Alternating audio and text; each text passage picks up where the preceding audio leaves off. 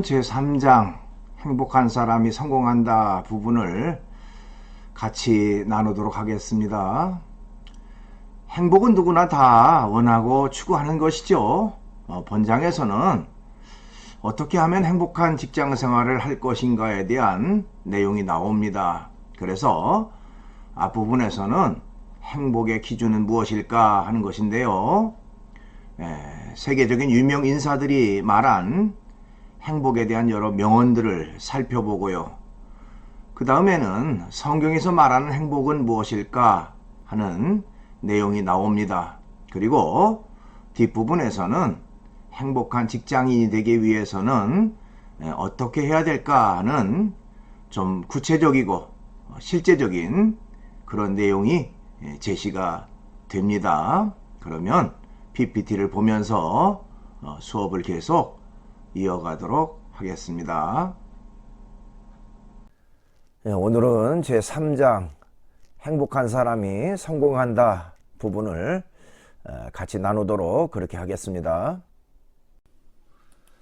우선 서론적인 부분으로요.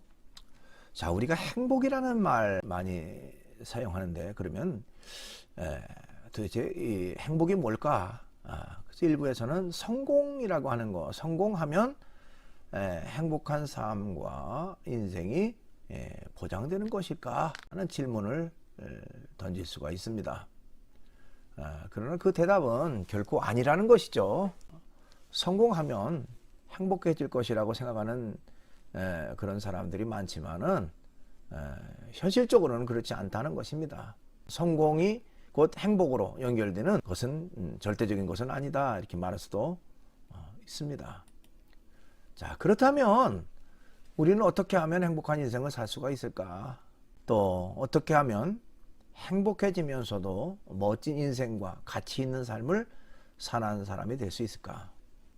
누구나 다 공감하는 부분이고 누구나 다 원하는 부분이라고 말할 수도 있습니다. 그래서 오늘 이제 제3장에서 우리가 행복에 대한 그런 내용을 좀 같이 살펴보려고 합니다.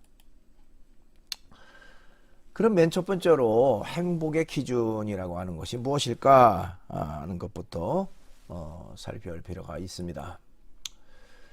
우선 여러분 교재에 거기 48쪽부터 49쪽 윗부분에 보니까 위인들이 말했던 행복에 대한 그 명언들이 쭉 나옵니다. 그래서 그것을 잠깐 적어 봤습니다. 행복에 대한 명언들이죠. 아리스토텔레스라고 하는 사람은 인간의 궁극적인 목적은 행복에 있다 이렇게 얘기를 했습니다. 그 다음에 빅토르 위고라고 하는 사람은요, 인생의 최고의 행복은 우리가 사랑받고 있다는 확신이다 이렇게 말했습니다.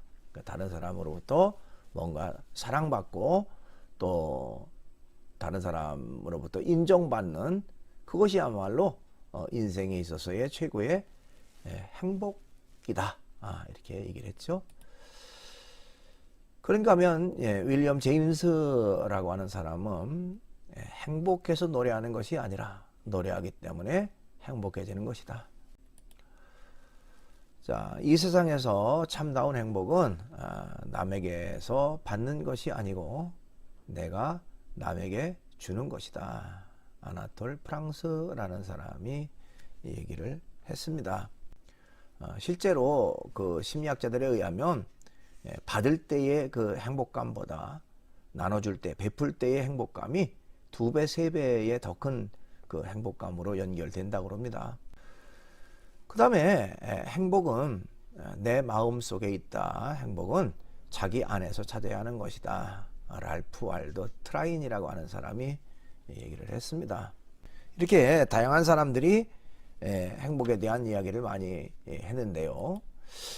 자, 그렇다면 이제 도대체 행복의 기준이라고 하는 것은 뭘까 하는 것입니다. 돈이 행복의 기준일까? 여기 퀘션 마크가 붙었죠. 그러나 아니라는 겁니다. 돈으로 무엇인가를 살 수는 있지만 행복을 살 수는 없다는 것이죠. 그렇죠? 돈으로 뭐 못하는 게 없다 뭐 이런 얘기를 많이 합니다만은 못하는 게 분명히 있죠. 예, 행복. 그것은 살 수가 없어요. 예. 그렇기 때문에 돈도 행복을 보장해주는 기준이 될 수가 없다는 것입니다. 그 다음에 행복의 기준은 뭘까? 외모가 행복의 기준일까? 하는 것입니다.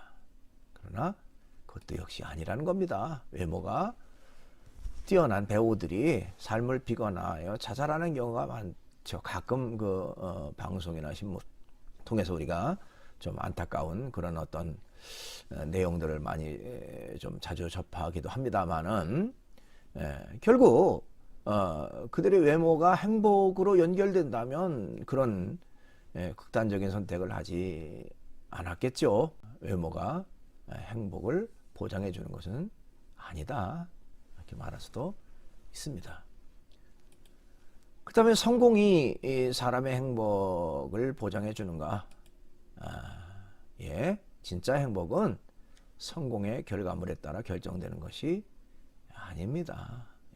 그래서 우리가 이 외형적인 즉 돈이나 외모나 어떤 성공이나 뭐 이런 외적 기준, 외적 판단으로 그런 요인으로 인해서 행복이라고 하는 것을 추구하지만 그런 걸 통해서 완전한 만족 또 완전한 행복으로 연결될 수가 없다. 이렇게 말할 수도 있습니다. 자, 그렇다면 진짜 행복은 어떤 것에 의해서 이루어질까 하는 것이죠. 진짜 행복은 성공의 결과물에 따라 결정되는 것이 결코 아니다. 행복은 자신이 처한 조건과 환경에 있는 것이 아니라 마음가짐에 있다. 이렇게 말할 수도 있습니다. 마음가짐. 그러니까 외적인 것에서 행복을 찾으려고 하지 말고 내적인 것에서 행복을 찾는 것이 중요하다는 것입니다. 성경은 우리를 만드신 하나님을 기쁘게 해드리는 것이 성공이라고 말하고 있습니다. 그래서 전능자, 창조자를 기쁘게 하라. 그것이 바로 인간의 삶의 본분이고 삶의 목적이다 하는 것이죠. 그래서 성경의 고린도전서 10장 31절이라고 하는 곳에 보면 그런즉 너희가 먹든지 마시든지 무엇을 하든지 다 하나님의 영광을 위하여 하라 하는 말이 나오는데요. 인생의 삶의 목적이 뭐냐? 그것은 전능자, 창조자, 하나님의 영광을 위해서 살아가는 것이다. 좀 더 구체적으로 이제 성경에서 말하는 행복의 개념은 어떤 것일까? 이렇게 우리가 좀 살펴볼 필요가 있는데요. 자, 그것은 이 원 베네딕트라고 하는 사람이 그의 저서인 너 행복하니라는 책에서 쓴 글을 통해서 우리가 살펴볼 필요가 있습니다. 자, 그 책에서 저자는 첫째, 마음이 가난한 사람이 행복하다라고 얘기를 합니다. 성경에서 말하는 행복은 이 땅에 있으면서 천국을 소유하며 사는 것이다. 즉 마음이 가난한 사람이라고 말할 수도 있습니다. 그 다음에 두 번째로 온유한 사람은 행복하다라고 말할 수도 있습니다. 이 온유라고 하는 말을 우리가 일상에서 많이 사용합니다만은 한자를 거기다가 기입을 해놨는데요. 이 한자의 온자는요 따뜻할 온자에다가 유자는 이제 부드러울 유자를 사용합니다. 그러니까 온유하다라고 하는 것은 직역한다면 따뜻하고 부드러운 마음과 또 그런 생활 태도를 가진 사람들을 온유하다 이렇게 말하고 있는 것입니다. 자, 온유한 사람은요 자기 혼자만 행복한 것이 아니라 주변 사람들까지도 행복하게 만드는 힘이 있다는 것입니다. 그 다음에 세 번째로 화평하게 하는 사람은 행복하다라고 얘기를 했습니다. 화평하게 하는 사람은 소위 우리가 피스메이커라고 얘기를 하죠. 즉 평화를 만드는 사람. 뭐 반대로 트러블 메이커라고 얘기를 하는데요. 많은 사람에게 갈등과 고통과 괴로움을 주는 사람, 관계를 깨뜨리고 또 공동체를 분열시키고 또 마음을 상하게 하는 그런 사람들을 트러블 메이커라고 얘기를 한다면, 피스 메이커는 막혔던 관계를 이어주고 연결해주고 뚫어주고 뭔가 소통하게 하는 그런 사람들을 피스 메이커라고 얘기를 합니다. 그 다음에 네 번째로는 긍휼히 여기는 사람은 행복하다라고 얘기를 했습니다. 자, 긍휼히 여기는 사람은 나눌 수 있는 사람이다. 우리는 다른 사람을 긍휼히 생각하는 마음을 갖고 나눔을 살아야 한다는 것입니다.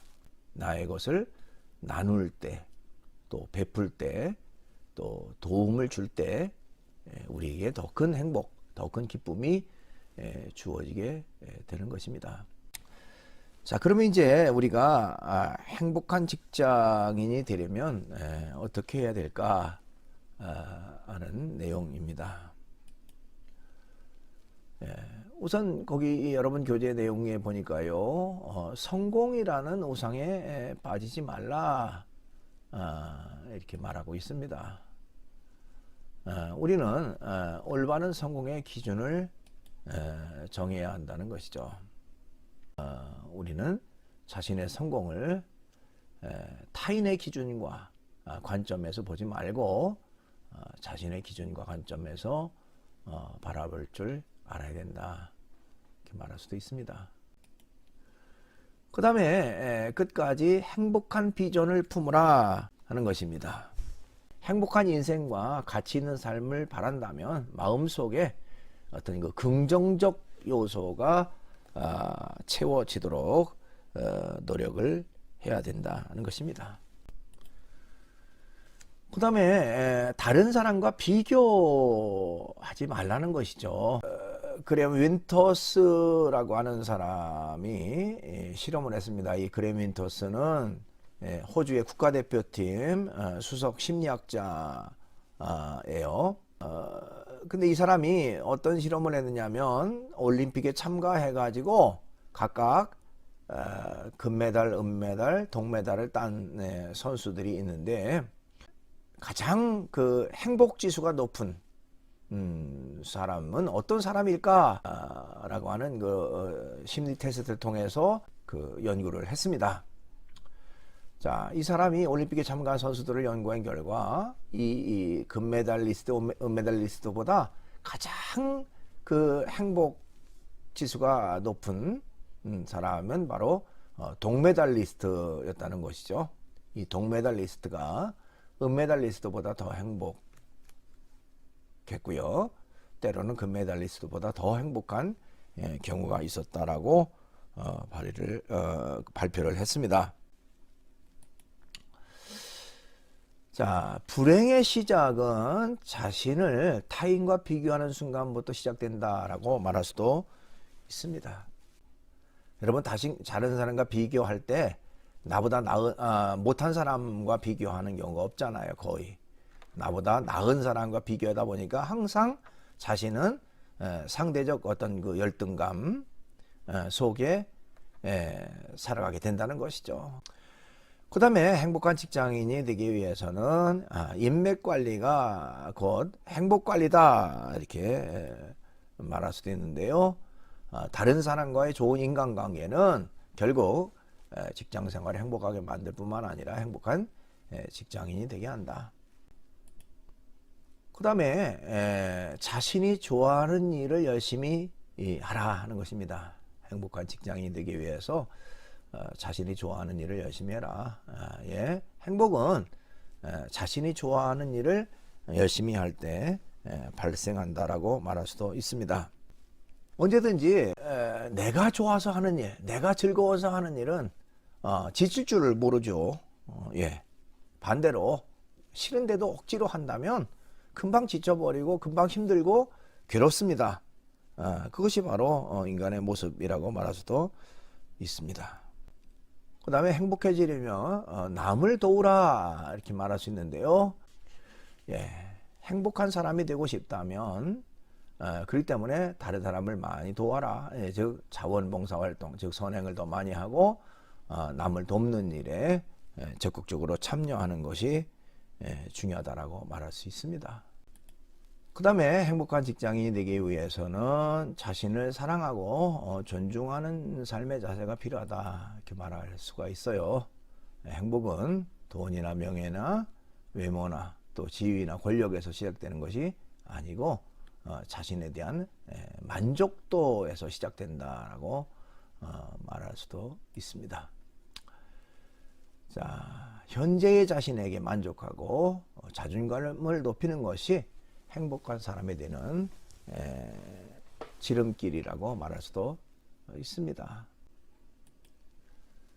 그 다음에 몸과 영혼을 건강하게 할 때에 행복한 직장인이 될 수가 있다 이렇게 말할 수도 있습니다.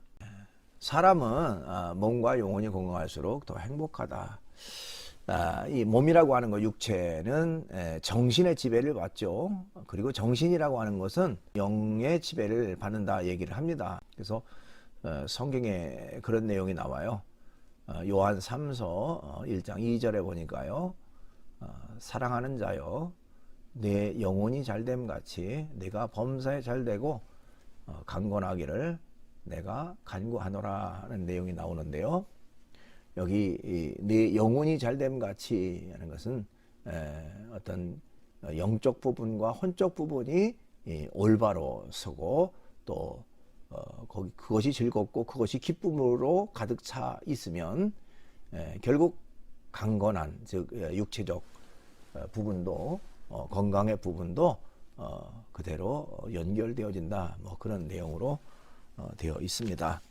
그래서 우리는 언제나 몸과 영혼을 건강하게 할 때에 행복한 직장인이 될 수가 있다 이렇게 말할 수도 있습니다. 동영상을 같이 보도록 하겠습니다. 행복이란 무엇인가 하는 내용인데요. 아주대학교 김경일 교수님이 강의한 내용입니다. 같이 보시죠. 제가 제 영어 발음을 들어보신 분들은 상상조차 못하시지만 저는 미국 유학을 6년을 했어요. 근데 어떻게 발음이 그따위냐라는 얘기를 많이 하세요. 네. 보통 유학을 떠나면요, 되게 비장해집니다. 고국이 그립기도 하지만요. 그래서 뭐 떡볶이 한 접시 먹는 장면만 나와도 막 눈물 날 때가 있어요. 그러니까 모든 유학생들은 공부를 되게 열심히 합니다. 유학을 왜 떠나는지 아세요? 한국에서도 그렇게 공부하면 다 공부 잘해요. 근데 거기 가면은 갑자기 비장해지고 공부를 되게 열심히 하지 않으면 되게 큰 죄 짓는 것 같아서 공부를 열심히 합니다. 저도요, 한국에서 대학원 다닐 때는 좀 노는 경우가 있었는데 유학 가니까 어차피 할 것도 없고 죽어라 공부를 합니다. 제가 토요일 날, 일요일 날도 계속 나와서 공부를 하고 심지어는 크리스마스 이브 때도 나와서 공부를 하니까 제 지도 교수님이 저한테 이렇게 얘기하세요. 당연히 우리나라 지도 교수님이면 이렇게 말씀하셨을 거예요. 열심히 하네, 대단해 이럴 텐데 제가 약간 걱정이 됐는지 부르더니 이렇게 얘기합니다. 경일, 네가 미국 땅에서 이렇게 공부하면서 보내는 이 오늘 하루하루도 네 인생에서 마땅히 행복해질 권리가 있는 날들이야. 제가 이 말을 듣는 순간 멍해지더라고요. 그래서 다음 말을 이렇게 하더라고요. 오늘은 빨리 집에 들어가서 가족들이랑 맛있는 거 먹고 그 다음에 푹 많이 자고 그리고 3일 정도 있다가 다시 연구실로 돌아와. 이게요, 굉장히 많은 사람들이요, 행복이라고 하는 걸 굉장히 중요한 가치로 생각하고 이건 당연히 중요하게 생각해야 되는 가치입니다. 왜 사세요? 행복해지려고. 그렇죠? 직장인들한테도 마찬가지입니다. 행복한 미래를 위해서. 그런데요, 연세대학교 심리학과의 서은국 교수님이 행복의 기원이라는 책을 쓰시면서 저한테 이런 얘기를 하셨어요. 내가 지금까지 행복에 관련된 이야기를 참 많이 했지만 사실은 이 책에 내가 진짜 하고 싶은 얘기를 담습니다. 라고 얘기하면서 가장 하고 싶은 얘기가 뭔가요, 선배님? 이렇게 얘기를 했어요. 선배 심리학자시니까. 그랬더니 이렇게 얘기하시더라고요. 행복은 목표가 아니에요. 행복은 도구예요. 인생의 궁극적인 목표, 생을 마감하는 그 어느 순간에 최종적으로 도달해야 되는 상태로서의 그것이 행복이 아니라 오늘 하루하루에도 마땅히 느껴야 되는 게 행복입니다. 라고 얘기를 합니다. 그래서 행복은요, 너무 거창하게 생각하지 마세요. 목표가 아니라 달려가면서 인고해야 되는, 결국 끝내 어느 순간에 만나야 되는 목표가 아니라 오늘 하루하루 우리가 소소하게 느껴야 되는 도구입니다. 왜? 실제로요, 우리 인간이 굉장히 많은 경우, 특히 우리나라 사람들은 언제 죽을지도 모르고 언제 지점이 오는지도 모르는데 행복이란 걸 멀리 밀어내요. 인생 어딘가 저기 있어요. 근데 내가 한 20년, 30년쯤 행복하지 않고 고통을 참아가며 인고의 세월을 거치면 그날이 올 거라고 점점 더 가까울 거라고 생각합니다. 서은국 교수님은 그 이야기가 너무나도 어리석은 생각이라고 하는 얘기를 하는 거고, 제 지도교수였던 아트 마크맨 교수도 제 착각을 바로 잡은 거예요.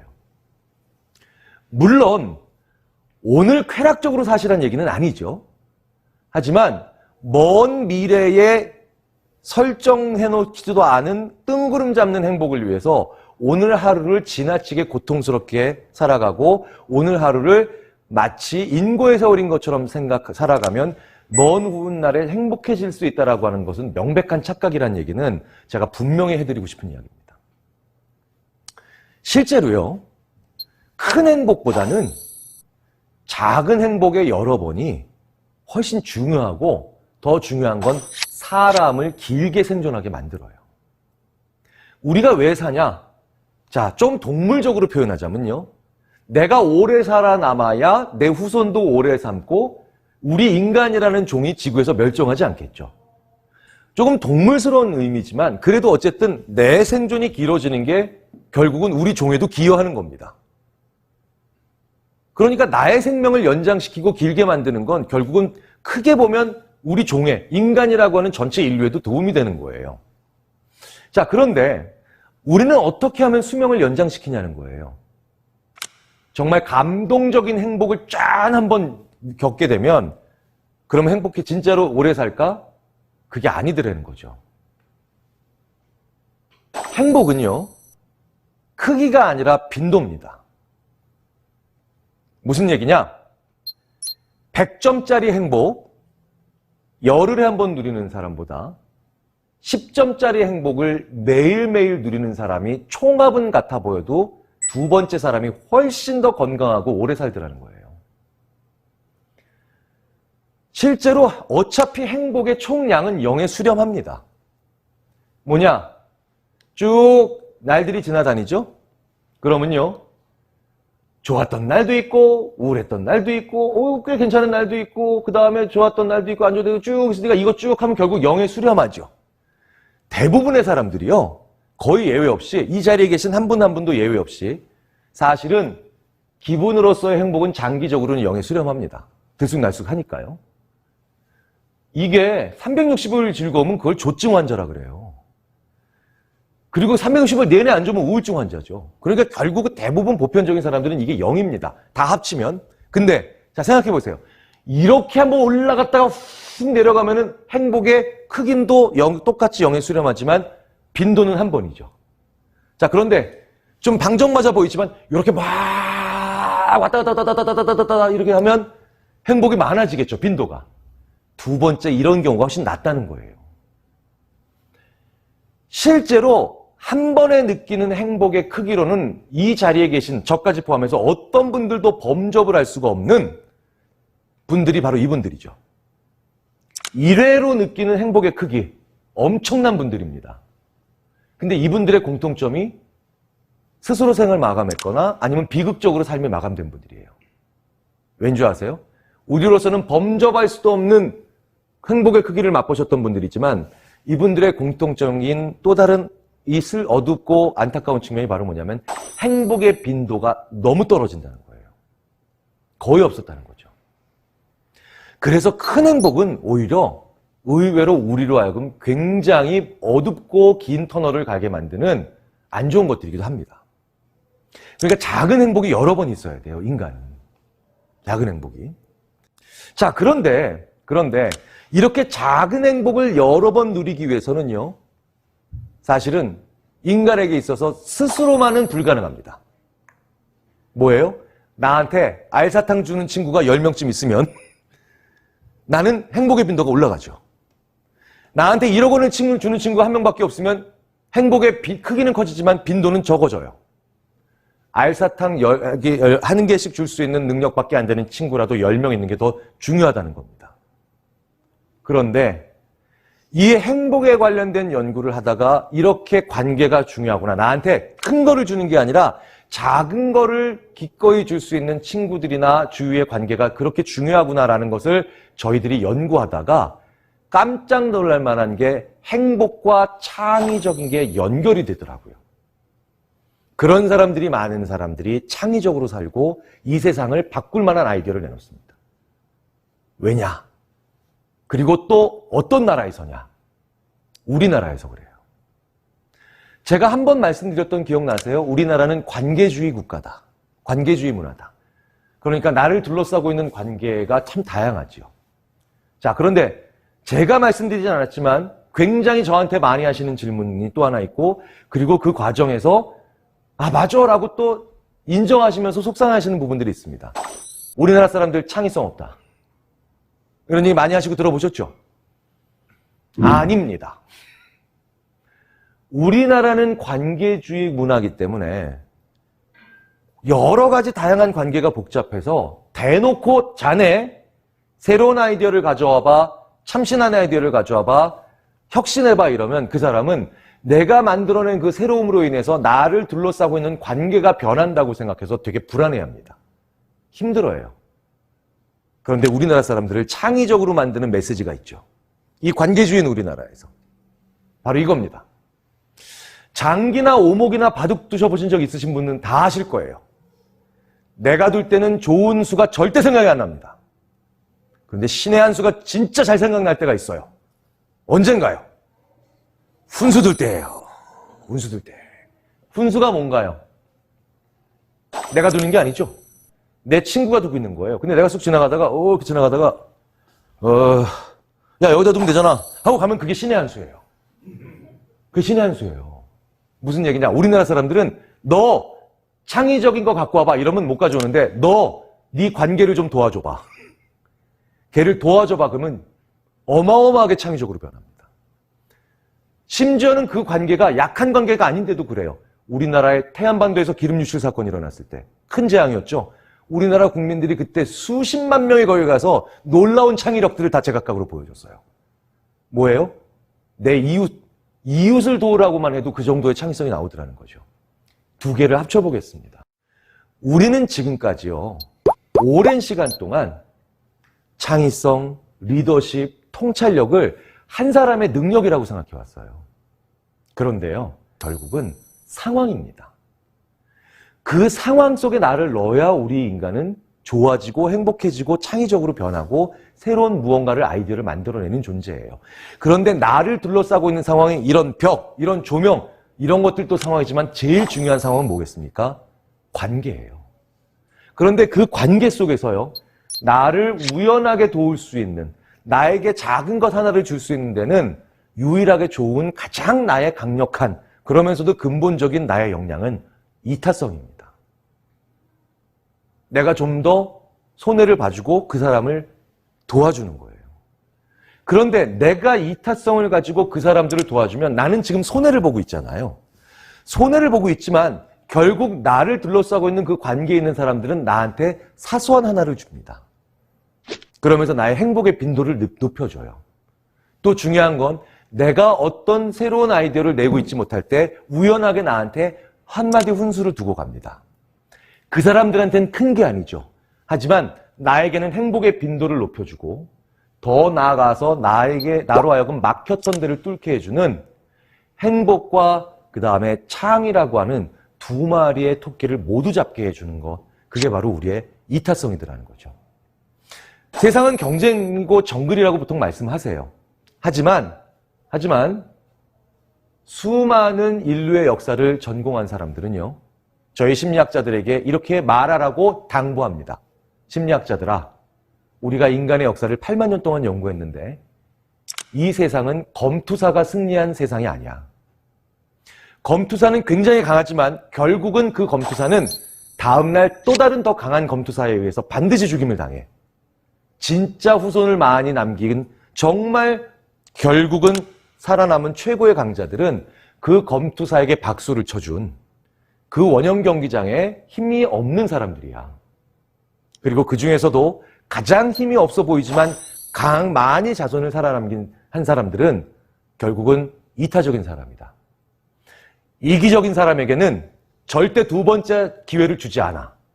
그런데 우리 문명은, 인간 세계는 결국은 두 번째, 세 번째인 사람에게도 기회를 주는 경우가 이타적인 사람이야. 인간의 지적 능력은요, 묘하게도요, 이 이타성을 잘 발휘해서 관계를 만들어 놓고 내가 조금 손해보더라도 그 관계로 하여금 나에게 장기적으로 조그만 것을 조금씩 주고 그 다음에 나한테 우연한 훈서를 주는 사람들을 더 통찰력 있게 만드는 아주 절묘한 구조로 진화를 해왔습니다. 그래서 인간의 리더십, 통찰력, 지혜, 상황입니다. 그리고 그 상황의 가장 큰 본질은 관계고요. 그 관계 속에서 그 사람들을 나의 경쟁자나 아니면 적이라기보다는 나를 많이 도와줄 수 있는 나의 좋은 상황이라고 한번 생각해 보시면 사실은 어쩌다 직장인, 이 여기에 있는 수많은 내용들을 훨씬 더 잘 하나의 봉지에 담아서 꾸려서 가져가실 수 있지 않을까라는 생각이 듭니다. 저 이제 마치겠습니다. 감사합니다. 네, 이렇게 해서 수업을 마치고요. 제 4주차 퀴즈는요. 다음 가로에 알맞는 답은 무엇인가요? 하는 내용입니다. 수업 중에 나오죠. 행복은 자신이 처한 조건과 환경에 있는 것이 아니라 무엇에 달려있다 하는 겁니다. 여러분들이 정답을 사이버 캠퍼스 질의응답란에 적으시기를 바라겠습니다. 오늘도 강의 듣느라고 대단히 수고 많았습니다.